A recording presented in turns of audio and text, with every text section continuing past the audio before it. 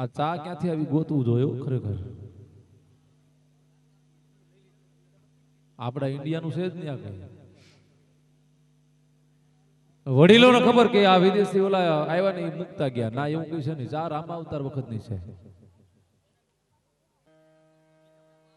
અને માં જાનકીને લઈ અને ત્યાંથી પુષ્પક વિમાનમાં બેહી નીકળવાની તૈયારી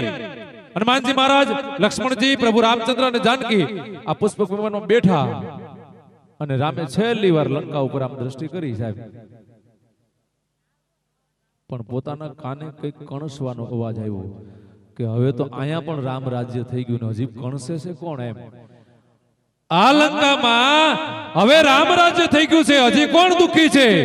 એટલે હનુમાનજીને પૂછવામાં આવ્યું કે જો આ દિશા તરફ જાવ કોકનો કણસવાનો અવાજ આવે છે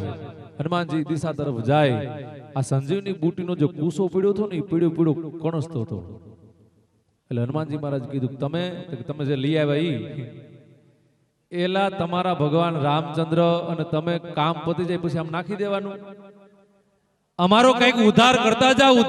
જાવ હામ વયા ન જવાય કે ઉધાર હું ન કરી શકું હું ઉધાર હાટું તો હું રામ પાસે ગયો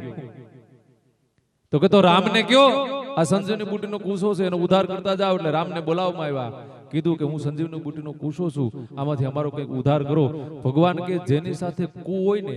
એની સાથે રામ ન હોય આપણે કે ફલાણો માણસ કુસંગત વાળો છે જેની સાથે કુ હોય એની સાથે રામ ન હોય કે તો ઈ કા કુ કાઢી નાખો એટલે કુસામાંથી કુ કાઢી સા રહી આ અત્યારે પી આપણે ઈ ઘણા મૂર્છા હોઈ જાય એમાંથી હા